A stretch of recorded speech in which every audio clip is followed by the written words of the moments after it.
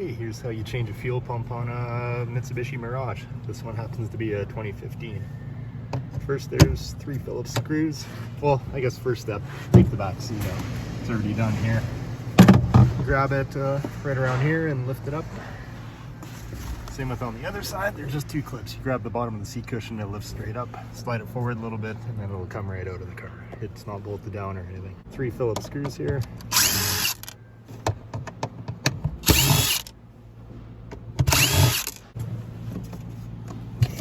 I think that's glued down a bit, kind of.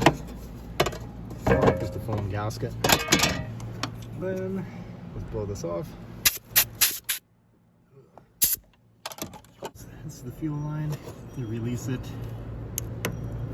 I'll push the line in a little bit, and then squeeze the 2 tabs. Yeah, push in on there. And this one looks like there's a pin. Oop, there we go. Horseshoe clip. Might need a pick to get that off of there. Then it should come unplugged. Yeah, I'll just get all this. And then there's a metal ring that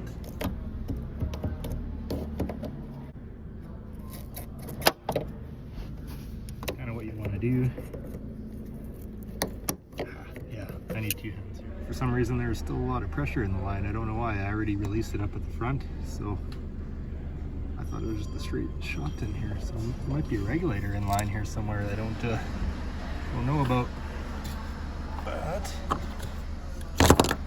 just unplugs.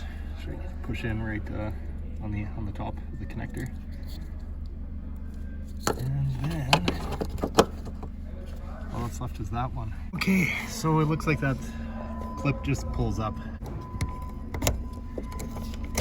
Okay, good. There we go. Now that's out of the way.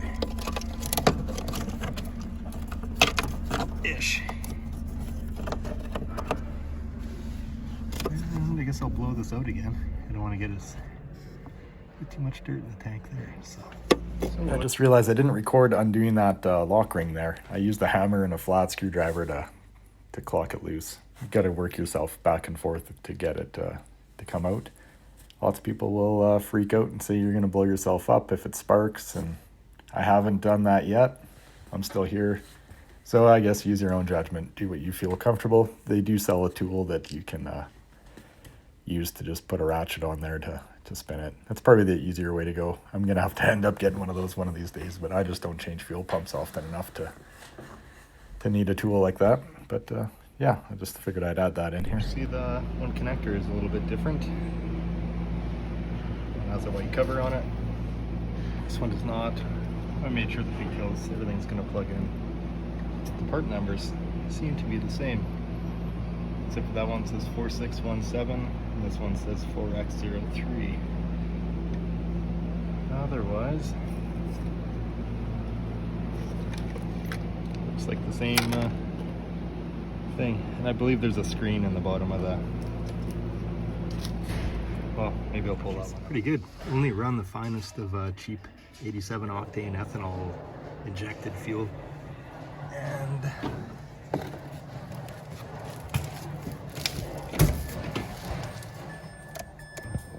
it has 501,000 kilometers, so yeah. So I didn't record reinstalling the pump. It went back in the same way as it came out. Just make sure you have it oriented the right direction and it goes back together fine. So thanks for watching.